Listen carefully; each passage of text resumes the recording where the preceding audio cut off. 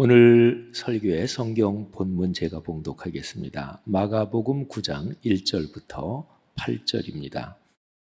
거룩하신 하나님의 말씀입니다.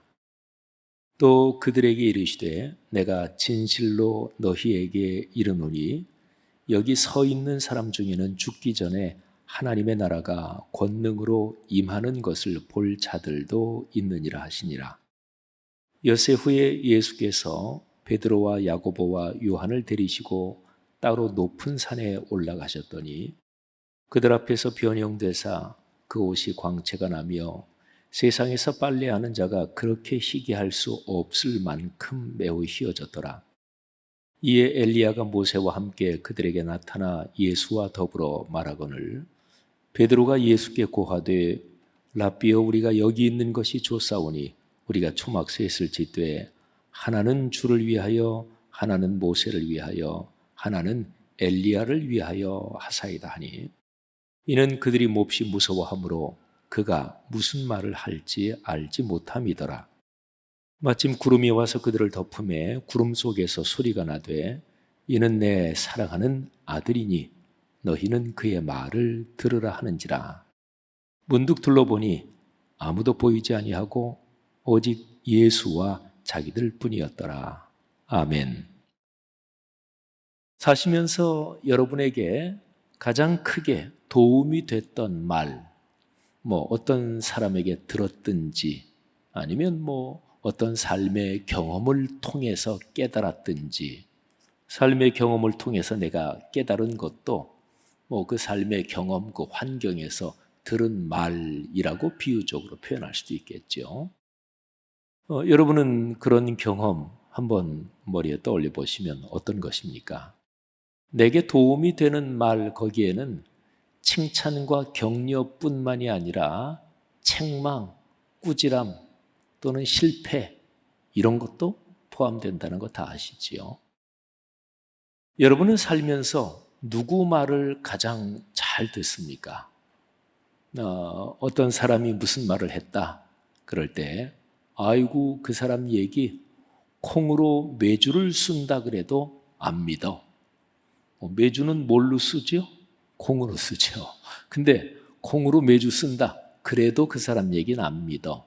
그러면 그 대상이 되는 사람 진짜로 그 사람은 못 믿을 사람이다. 교류할 대상이 아니다. 이런 판단을 가지고 있는 거죠. 반면에 이런 경우도 있어요. 누가 어떤 얘기를 했다. 그 사람이 얘기했어? 그러면 볼 것도 없어. 검토할 것도 없어. 무조건 믿으면 돼. 이 정도면 그 대상이 되는 사람, 그분을 굉장히 신뢰하고 인품의 면이나 능력이나 어떤 판단하는 역량이나 그런 거를 완전히 신뢰한다. 그러는 거겠죠. 사람은 살면서 어떤 사람이든지 나는 누구 말을 잘 듣는다. 이런 대상이 있습니다. 여러분은 어떠십니까? 어렸을 때 자라면서 또 청소년기를 거치면서 엄마 말 잘 들으셨습니까? 엄마 아빠 말 잘 들으셨나요? 선생님 말 잘 들었나요? 중요한 거잖아요. 그죠? 지금 살아가시면서는 누구 말을 가장 잘 듣나요? 또 남의 말을 들을 때 그 말을 판단하는 기준, 여러분은 어떤 기준을 가지고 판단하나요? 아까 제가 말씀드린 것처럼 누가 말했는지 그 말한 사람을 보고서 그리고서 그 사람이 말한 건 믿을 수 있다. 그 사람 말한 거는 그거는 다 적어도 절반 이상은 깎아들어야 돼. 거짓말 많이 해. 그러니까 남의 말을 판단할 때, 들려오는 말을 판단할 때 그게 누가 한 말인지 그건 아주 중요한 기준이지요. 또는 이런 경우도 있어요. 내가 좀 껄끄러운 사람, 싫어하는 사람이 말했더라도 그거는 둘째치고 그 사람이 한 말 자체, 그 내용 자체가 객관적으로 정확하고 합리적이고 이치에 맞으면 그 사람하고 나의 관계는 안 좋지만 그 말은 맞아. 이것도 상당히 훌륭한 태도지요. 또는 그 말을 들을 때 이런저런 주변 상황이 영향을 미칠 수도 있습니다. 그리고 또 많은 경우 또 이렇게 해도 되는데, 말하자면 그 말을 들을 때 내 기분이 어떠냐, 여기에 따라서 보통 사람들은 많이 판단을 하죠. 그리고 그 말이 내게 이익이 되느냐 손해가 되느냐, 하여튼 철저하게 나를 중심에 놓고 그 말을 판단하고, 그런 경우도 또 비일비재하잖아요. 근데 이런 경우들은 좀 긍정적인 것은 아닙니다. 성숙한 태도는 아닙니다. 그러니까 내 기분에 따라서 그걸 판단한다든지 뭐 거부한다든지 받아들이는, 그러니까 기분에 따라서 좌우되는 거, 그리고 철저하게 나만 중심에 놓고 내게 이익이야 손해야 이렇게 따지는 거는 인격적으로 또 사람이 살아가면서 성숙한 태도는 아니지요.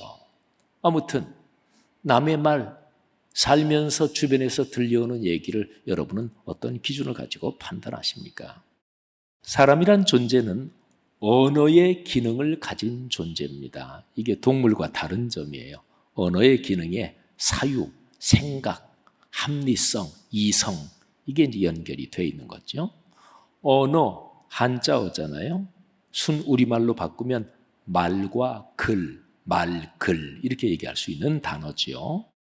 근데 그냥 여기에 그냥 모든 것이 다 포함되는 대표적인 표현으로 이렇게 본다면, 사람의 인생은 어떤 말을 접하면서 사느냐, 어떤 말을 많이 들으면서 사느냐, 그게 그 사람의 인생을 결정합니다.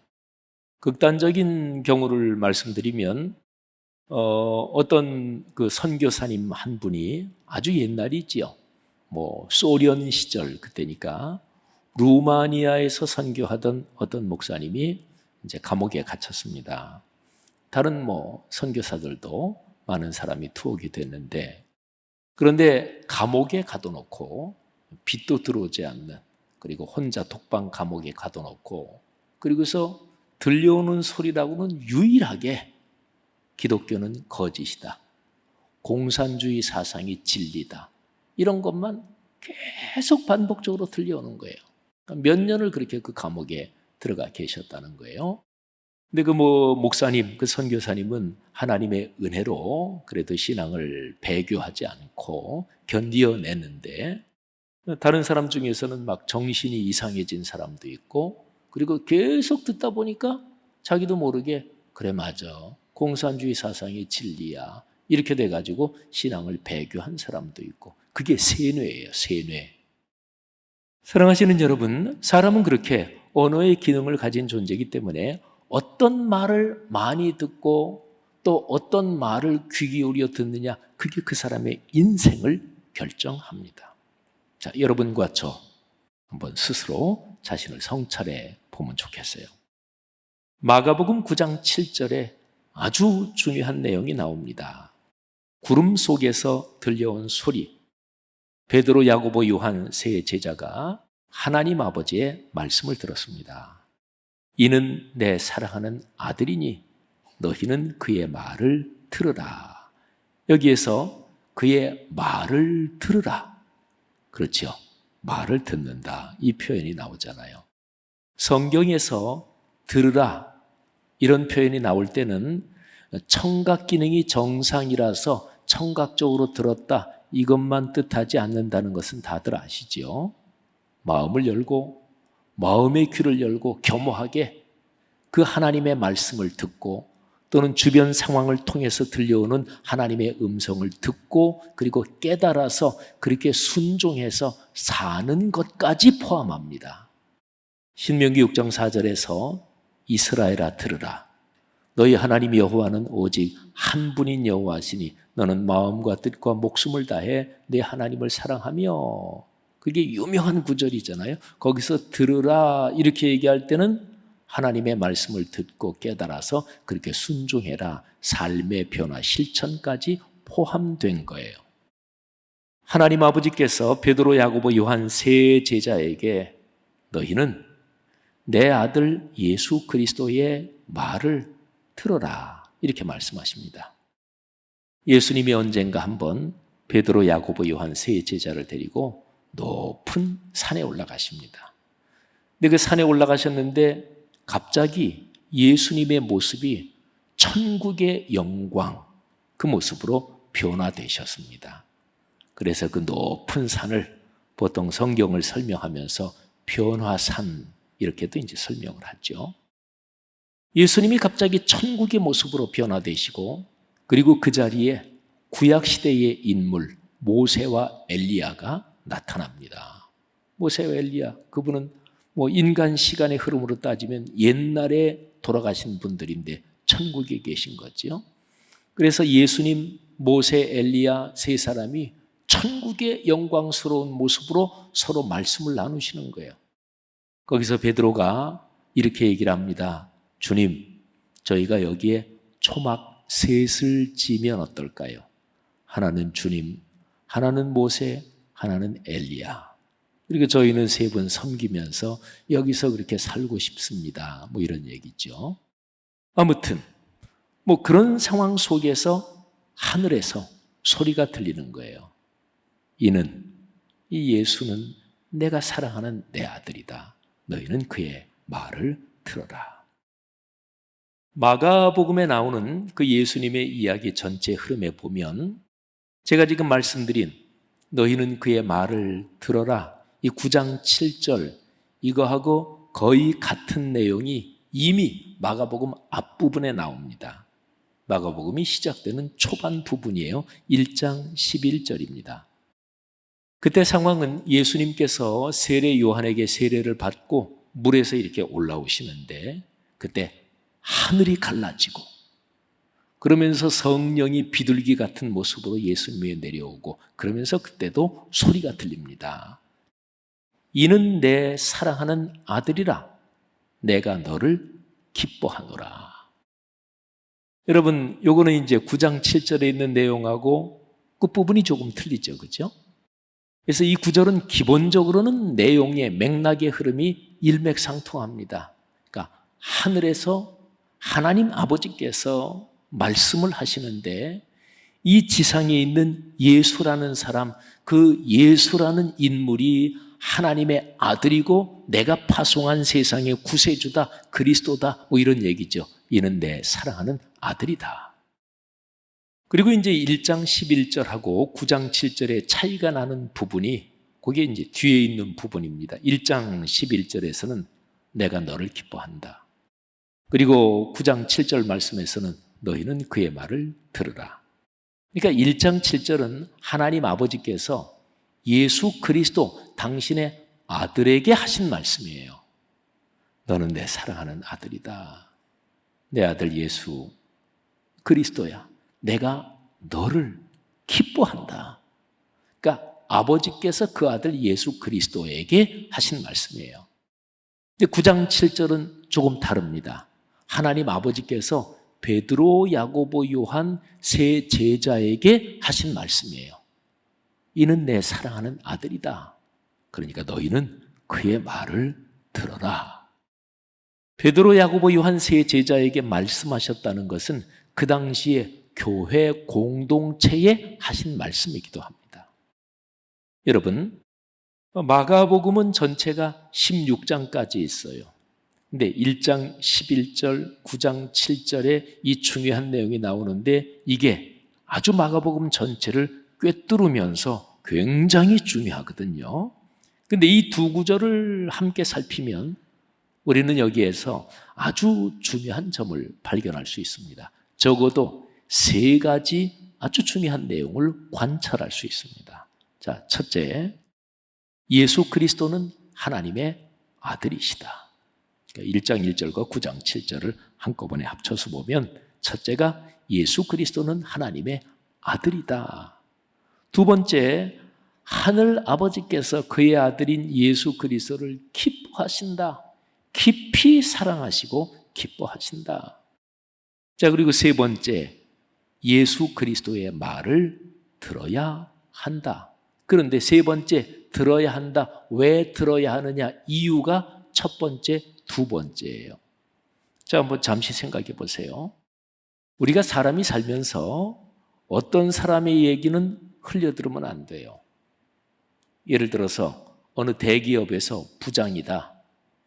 근데 부장 역할을 하면서 대기업에 다니고 있는데 어느 날 그룹 회장이 부장단 회의를 직접 주재해서 회장이 중요한 얘기다. 우리 모든 각 회사에, 우리 계열사 회사의 부장들은 이 점을 꼭 명심해야 된다. 그래가지고 회장이 직접 부장단 회의를 주재해서 쭉 지시사항 또는 얘기를 전달합니다.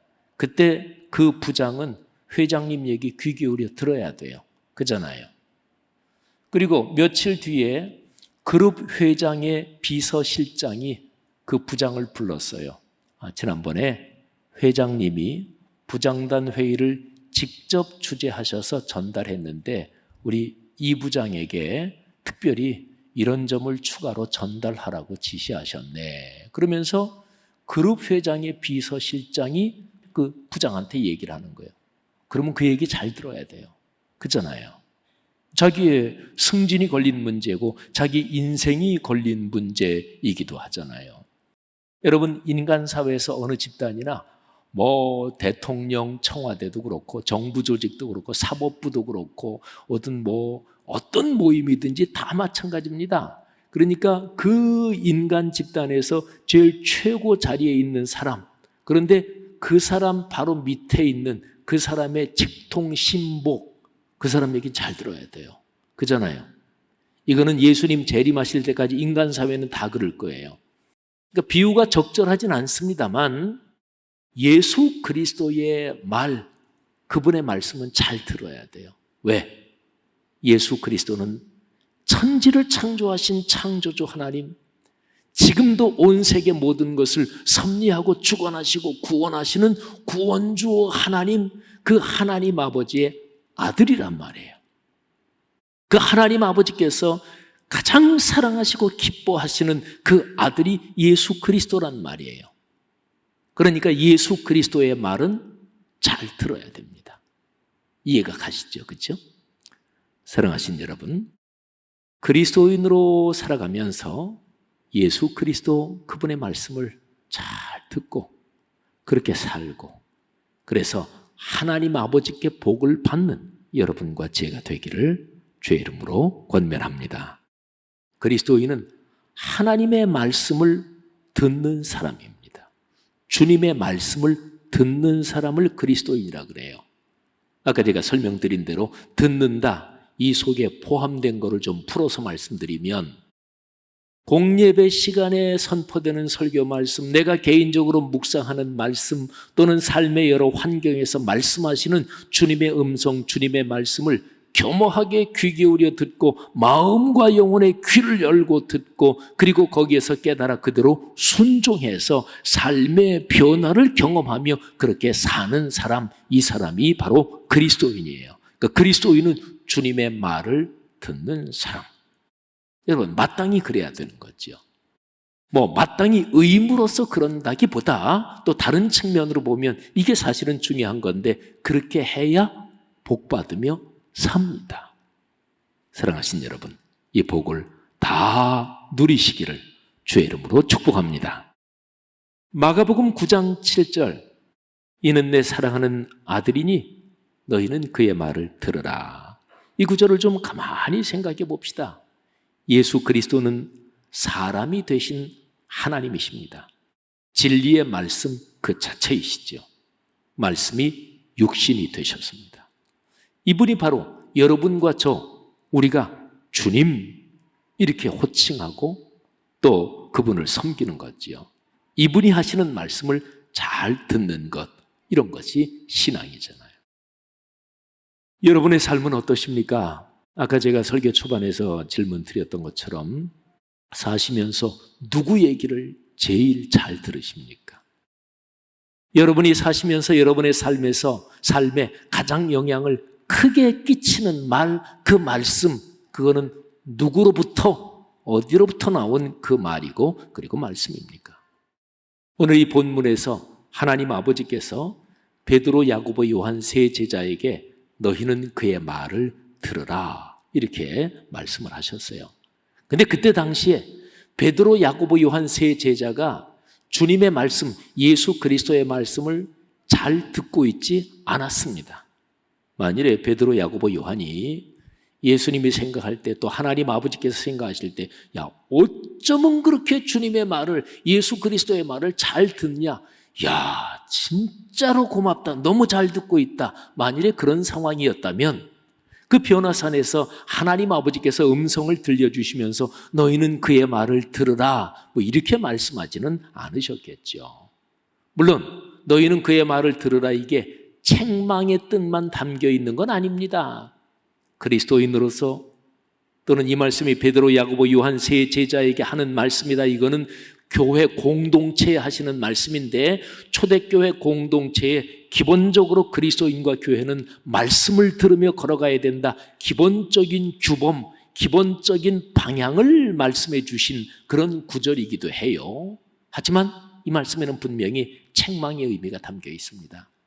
이 말씀의 문맥을 제가 짤막하게 설명을 드리면, 마가복음 16장까지 있는 전체 이 마가복음 내용에서 예수님께서 당신이 체포돼서 순환을 당하고 십자가에 못 박혀 죽는다, 그리고 사흘 만에 살아난다, 이 십자가 사건을 3번 공개적으로 예고하십니다. 제자들에게. 첫 번째가 8장, 두 번째가 9장, 그리고 세 번째가 10장에 나와요. 그러니까 공개적으로 드러내놓고 3번 예고하십니다. 첫 번째 예고가 8장이에요. 그런데 8장에서 예수님이 그 예고를 하시니까 베드로가 그러시면 안 됩니다 하고서 항변을 합니다. 예수님께서 베드로에게 사탄아, 내 뒤로 물러가라. 너는 하나님의 일은 생각하지 않는다. 사람의 일만 생각한다. 너한테 뭐가 이익이 되느냐? 너는 그것만 생각하는구나. 근데 이거는 그 문맥을 보면 베드로한테만 책망한 게 아니에요. 그 제자들 몽땅 다를 대상으로 하신 말씀이에요. 베드로가 항변했다. 이것도 베드로 혼자 항변한 게 아닙니다. 12제자 전부 다 뭉쳐가지고 예수님한테 그러면 안 됩니다. 아주 쉽게 그냥 편하게 한번 얘기를 하자면, 우리가 주님 따른 게, 우리도 우리 인생 좀 잘 되려고 따른 겁니다. 우리가 여태까지 투자한 게 얼마인데 혼자 십자가에 달려 돌아가신다고요? 안 됩니다. 그런 경우가 어디 있습니까? 정확하게 그렇게 항변한 거예요. 예수님이 십자가 사건을 예고하시고서, 그리고 제자들은 헛짚지요. 제자들은 그게 뭔지도 깨닫지도 못했지만 그들은 자기 생각만 있었습니다. 실패하잖아요. 근데 9장과 10장에도 똑같이 마찬가지예요. 근데 오늘 이 변화산 사건은 첫 번째 예고하신 8장, 그리고 9장에서 두 번째 예고하시기 그 사이, 거기에 끼어 있어요. 그러니까 베드로, 야고보, 요한은 이 변화산에서 하나님이 말씀해 주실 그 즈음에 예수님의 말씀을 잘 듣는 상태가 아니었습니다. 마가복음이 초대교회가 한참 박해를 받고 예수를 믿는다는 것 때문에 순교당하기도 하고 이제 그런 박해가 일어나기 시작할 그런 즈음에 이제 마가복음이 기록이 됐어요. 그러니까 마가복음이 기록될 당시에 교회 공동체가 이런저런 어려움, 고난 가운데 있었는데, 이 마가복음은 고난 중에서도 예수 그리스도의 길을 따라가면 그 고난을 이길 수 있다, 이런 권면을 하는 거거든요. 제자의 길이 뭐냐? 그리스도인의 길이 뭐냐? 고난을 두려워하면 안 되고 고난 중에도 복음의 말씀을 증언하면서 믿음을 지키고 걸어가야 된다. 이게 고난을 이기는 길이다. 이 권면을 하는 거거든요. 그러니까 그 초대교회 공동체, 고난 속에 있는 공동체에 주님의 말씀을 들어야 한다. 그래야 고난을 이길 수 있다. 이 권면을 하는 거지요. 사랑하신 여러분, 오늘 우리가 사는 이 세상, 또 오늘날의 세계가 어떻습니까? 우리 아까 기도해 주신 장로님의 기도에도 그런 내용이 나옵니다만, 오늘날의 인류 전체가 참 쉽지 않은 그런 시기를 지금 걸어가고 있습니다. 전 세계적인 전염병, 그리고 우크라이나 전쟁, 이거는 사실은 거의 유럽 전체 영향을 미치는 전쟁이고, 또 어떤 그 전문가는 사실상의 3차 세계대전이 이미 시작된 거다, 이렇게도 얘기하는 사람도 있습니다. 우리가 이런 시절을 살아가고 있는데 어떻게 그리스도인답게 살 수 있을까요? 교회가 어떻게 하면 이런 상황에서 교회답게 제대로 역할을 할 수 있을까요? 그 길이 바로 주님의 말씀을 듣는 것이다 하는 거죠. 사랑하신 여러분, 우리가 마가복음을 묵상하고 있는데 1장 11절, 9장 7절에 주님의 말을 들어야 한다 이 얘기가 나오는데 마가복음의 제일 끄트머리로 한번 넘어가 보겠습니다. 마가복음은 16장까지 있는데 16장 제일 끝장 그리고 맨 마지막 두 절 16장 19절 20절 그리고 이제 마태복음 제일 끄트머리에 있는 것도 한번 같이 비교해서 보겠는데 그건 아주 유명한 구절이 딱 보면 압니다. 한번 볼까요? 주 예수께서 말씀을 마치신 후에 하늘로 올려지사 하나님 우편에 앉으시니라. 제자들이 나가 두루 전파할새 주께서 함께 역사하사 그 따르는 표적으로 말씀을 확실히 증언하시니라. 아멘. 이게 마가복음의 맨 마지막이에요. 그러니까 맨 마지막 결론이 뭐냐? 말씀을 증언한다. 표적이 일어나요. 뭐 때문에? 말씀 증언하기 위해서. 말씀을 증언한다. 그 증언이라는 얘기는 다른 말로 바꾸면 1장 11절 그리고 9장 7절에 있는 것처럼 말을 들으라. 세상 사람들이 주님의 말씀을 듣게 하는 것, 이게 바로 증언입니다. 법정 증언, 거짓 증언하면 처벌받을 수 있어요. 그런데 신앙적 증언, 여기에도 이게 무거운 게 이건 순교를 당할 수도 있어요. 그러니까 증언은 강의하는 것, 정보 전달하는 것, 이거하고는 다릅니다. 목회나 교회 사역이 어떻게 보면 굉장히 중대한데 우리는 말씀을 증언하는 거예요. 이게 목표예요. 이게 최종 결론이에요. 하나님의 말씀을 증언하기 위해서는 내가 먼저 말씀을 묵상하고 그렇게 살아야 돼요. 그래야 증언하지. 증언은 극한 경우에는 순교 당할 수도 있다니까요. 그러니까 자기가 말씀을 묵상하지 않고 그렇게 살아본 경험, 말씀을 묵상하니까 진짜 이게 복이구나, 이게 진짜 힘이구나, 그런 체험도 없는 사람이 어떻게 순교의 자리에 가요? 어림도 없지요. 그러니까 조금만 어려움이 닥치면 그냥 금방 피하고 금방 넘어지고 이런 허약한 그리스도인으로 살게 되는 거지요. 사랑하신 여러분, 말씀을 증언하시니라. 자, 그리고 마태복음 28장 18절부터 20절, 이거는 아주 많이 알려진 구절이지요. 제가 한번 읽습니다. 예수께서 나와 말씀하여 이르시되 하늘과 땅의 모든 권세를 내게 주셨으니 그러므로 너희는 가서 모든 민족을 제자로 삼아 아버지와 아들과 성령의 이름으로 세례를 베풀고 내가 너희에게 분부한 모든 것을 가르쳐 지키게 하라. 볼지어다 내가 세상 끝날까지 너희와 항상 함께 있으리라 하시니라. 아멘. 요 구절을 잠깐 보세요. 내가 너희에게 분부한 모든 것, 이게 바로 예수님의 말씀, 그분이 하신 말이지요. 가르쳐 지키게 하라. 이게 바로 듣게 하라는 거죠. 가르쳐서 그렇게 살게, 지키게. 여러분, 마태복음 제일 끄트머리나 마가복음 제일 끄트머리, 우리가 지금 두 군데 봤잖아요. 근데 누가복음 제일 끄트머리, 요한복음 제일 끄트머리, 이 사복음서의 끄트머리는 다 똑같습니다. 표현은 다르고 그 제일 끝나는 상황이 조금 다르지만 본질로 보면 다 똑같아요. 말씀 증언해야 된다. 말씀이 삶으로 이어져야 된다. 말씀 삶 운동, 그리고 말씀 묵상을 통해 하나님의 말씀이 삶의 현장에서 작동해야 된다. 사복음서의 결론은 사실상 다 똑같습니다. 이번에 안식년 휴가 한 50일 가지면서 아무래도 다른 특별한 사역은 없었으니까 말씀 묵상할 시간이 많았습니다. 그런데 계속해서 이게 마음속에 다가오는, 또 주께서 들려주시는, 또 성경 내용을 잘 살펴보면서 배우는 게 전부 다 초점이 하나로 모아지는 거예요.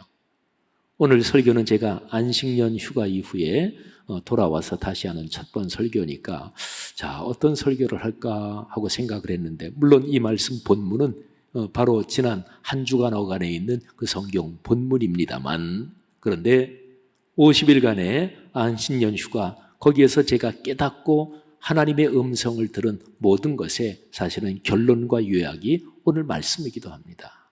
그렇습니다. 그분의 말을 들어야 합니다. 그래야 삽니다.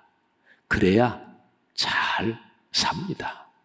사랑하신 여러분, 이 복이 여러분과 우리 교회 공동체 그리고 여기에서부터 시작이 돼서 한국교회 오늘날의 세계로 강물처럼 흐르기를, 그리고 이 귀중한 일, 이 중요한 소명을 위해서 하나님께서 마가복음 16장 맨 마지막에 있는 대로 표적도 이적도 일으키시고, 그리고 가족, 가문, 자녀, 후손도 축복하시고 경제적으로 영적으로 축복하실 것입니다. 이 복이 여러분 가문 대대로 흐르기를 주님의 이름으로 축원합니다.